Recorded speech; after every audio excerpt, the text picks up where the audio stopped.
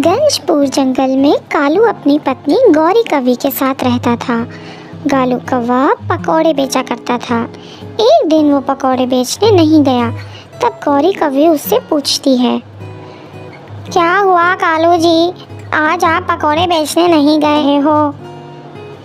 क्या करूं भगवान, वहाँ पक्षी रोज पकौड़े खाकर उब गए हैं, अब वो मेरे पकौड़े नहीं खाते। सुनो जी, तुम ऐसा करो, तुम शहर में जाकर पकौड़े बेचना शुरू कर दो, देखना तुरंत तुम्हारे पकौड़े बिक जाएंगे। तुम्हारी बात तो ठीक है, मैं कल ही शहर जाकर पकौड़ों की दुकान लगाता हूँ। अगले दिन कालू कौवा पकौड़े बनाने का सामान लेकर शहर चल देता है और शहर के बाजार में जाकर पकौड़े की दुकान लगाता है। पकौड़े ले लो, पकौड़े, ताजे ताजे पकौड़े, स्वादिष्ट पकौड़े। तभी उसकी दुकान पर रानी चिड़िया आती है। अरे वो पकौड़े वाले भैया, मुझे एक प्लेट गर्मा गर्म पकौड़े देना, तुम्हारे पकौड़े की खुशबू मुझे यहाँ तक खींच लाई है, लेकिन इससे पहले कभी तुम्हें यहाँ नहीं देखा। हाँ बहन, आज मैं यहाँ नया नया आया हूँ, पकौड़े बेचने का काम करता हूँ, कभी यहाँ कभी वहाँ घूम घूम कर पकौड़े बेचता हूँ। अगर दुकान अच्छी चली तो अब मैं यहीं बेचूंगा, ये लो बहन तुम्हारे पकौड़े। रानी चिड़िया पकौड़े खाने लगती है। अरे वाह, तुम्हारे पकौड़े तो बहुत स्वादिष्ट हैं। ऐसा करो, तुम एक प्लेट पकौड़े मुझे पैक करके दे दो, मैं अपनी माँ जी के लिए भी ले जाती हूँ। रानी चिड़िया पकौड़े लेकर चली जाती है। तब एक और ग्राहक कालू कौवे की दुकान पर आता है। कालू, पकौड़े वाले भाई, मुझे प्याज के पकौड़े देना। हाँ हाँ भैया, अभी देता हूँ।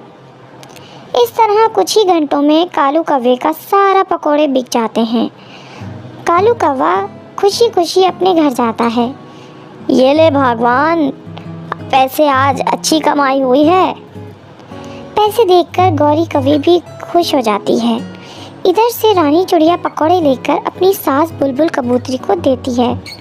ये लीजिए माँ जी पकौड़े, जरा खाकर तो देखिए कितने स्वादिष्ट हैं। अरे बहू, तुझे बाजार में पैसे फेंकने की क्या ज़रूरत थी? चाहती तो तू घर पर भी पकौड़े बना सकती थी।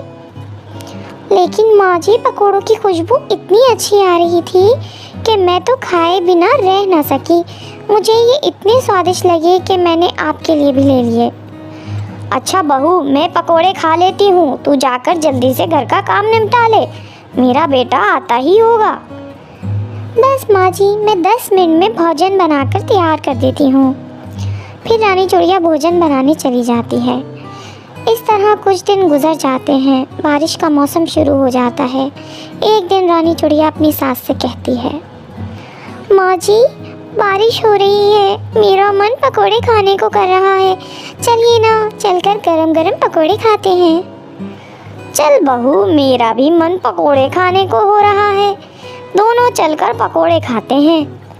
फिर रानी चिड़िया अपनी सास टूनी चिड़िया के साथ कालू कौवे की दुकान पर अरे बहन, बहुत दिन बाद आई हो, बैठो, मैं तुम्हें गर्मा गर्म पकोड़े खिलाता हूँ, इस बारिश के मौसम में तुम्हें मज़ा आ जाएगा।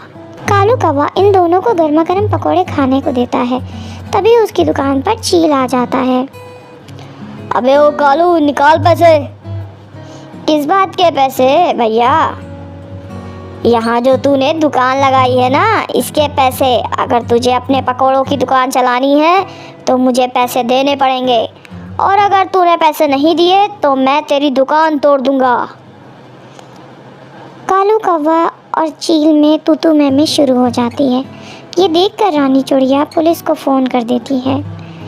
कालू भैया, तुम्हें डरने की कोई ज़रूरत नहीं, इस गुंडे को तुम एक पैसा मत देना, मैंने पुलिस को फ़ोन कर दिया है, वो आते ही होगी।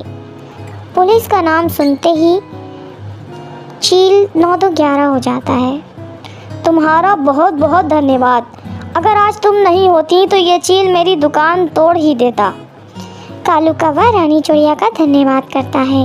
रानी चिड़िया अपनी सास के साथ अपने घर लौट आती है, और जब भी उसे पकौड़े खाने का मन होता है वो कालू कौवे की दुकान पर पहुंच जाती थी और जी भर कर पकौड़े।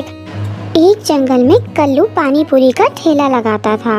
उसकी पानी पूरी खाने के लिए पक्षियों की भीड़ लगी रहती थी। एक दिन उसकी पत्नी गौरी कौवी उससे कहती है, अजी सुनते हो, जंगल में 1 महीने से मेला लगा हुआ है, लेकिन तुम एक दिन मुझे लेकर मेले में नहीं गए।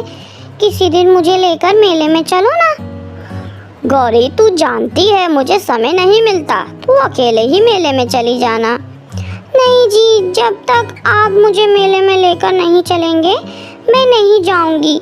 मुझे तो आपके साथ ही मेला घूमने जाना है। आपको जब देखो बस पानी पूरी ही बनाते रहते हो। ऐसा लगता है बस आपको पानी पूरी से ही प्यार है, मुझसे तो प्यार ही नहीं है। एक दिन पानी पूरी का ठेला नहीं लगाओगे तो परिंदे भूखे नहीं मर जाएंगे। अच्छा भगवान, बस गुस्सा मत हो, चल मैं तुझे मेला घुमा कर लाता हूँ। कल्लू और गौरी कौवी मेले में चले जाते हैं। वो दोनों देखते हैं कि मेले में बहुत सारी दुकानें लगी हुई हैं। अजी सुनते हो, इस मेले में तो चाट पकौड़ी भी बिक रहे हैं। तुमने क्यों नहीं अपनी पानी पूरी का ठेला लगाया?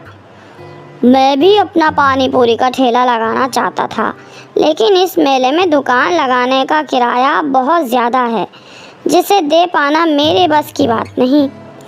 चलो छोड़ो, तुम अपना मन छोटा मत करो, मेले में से जो तुम्हें लेना है ले लो। गौरी कभी मेला घूमने लगती है। तभी कल्लू की नज़र एक पानी पूरी के ठेले पर पड़ती है। अरे, इस पानी पूरी के ठेले पर तो बहुत भीड़ लगी हुई है और पानी पूरी का रेट भी ज़्यादा, फिर भी पक्षी बिना संकोच किए खा रहे हैं। मैं अभी जाकर पता लगाता हूँ कि इसने अपनी पानी पूरी के दाम इतना ज़्यादा क्यों रखा है। कल्लू पानी पूरी के ठेले पर जाकर उस पानी पूरी वाले से पूछता है, अरे भाई, तुमने अपनी पानी पूरी का दाम इतना महंगा क्यों रखा है? ऐसा क्या है तुम्हारी पानी पूरी में? ये ऐसे वैसे पानी पूरी नहीं है, बॉम्बे की मशहूर पानी पूरी है। इसका पानी आरओ के पानी से तैयार किया जाता है। और ये देखो, यहाँ बहुत सारे फ्लेवर के पानी पूरी हैं, ज़रा मुझे भी देना तो। कल्लू 50 रुपए पानी पूरी वाले को देता है। जैसे ही कल्लू पानी पूरी खाता है, अरे ये तो बम्बे की पानी पूरी के नाम पर पक्षियों को लूट रहा है। इससे अच्छी पानी पूरी तो मैं बनाता हूँ, लेकिन जंगल के पक्षियों को मेरी पानी पूरी के 10 रुपए देने में ज़्यादा लगता है। मुझे कुछ करना होगा। अगले दिन कल्लू अपनी पानी पूरी का दाम 40 रुपए कर देता है। उसके ठेले पर एक गोली पानी पूरी खाने को आती है। भाई, आप कल तक तो तुम्हारे पानी पूरी के दाम 10 रुपए था, लेकिन आज तुमने 40 रुपए रेट रखे हैं। ऐसा है बहन जी, कल तक मेरे पानी पूरी का फ्लेवर एक ही होता था, लेकिन आज ढेर सारे फ्लेवर बनाए हैं। आपको कौन सा फ्लेवर दूं? तुम अपना फ्लेवर अपने पास रखो, मुझे तुम्हारी पानी पूरी नहीं खानी। तुम बहुत लालची हो गए हो। धीरे धीरे कल्लू के पानी पूरी के ठेले पर पक्षी आना बंद कर देते हैं।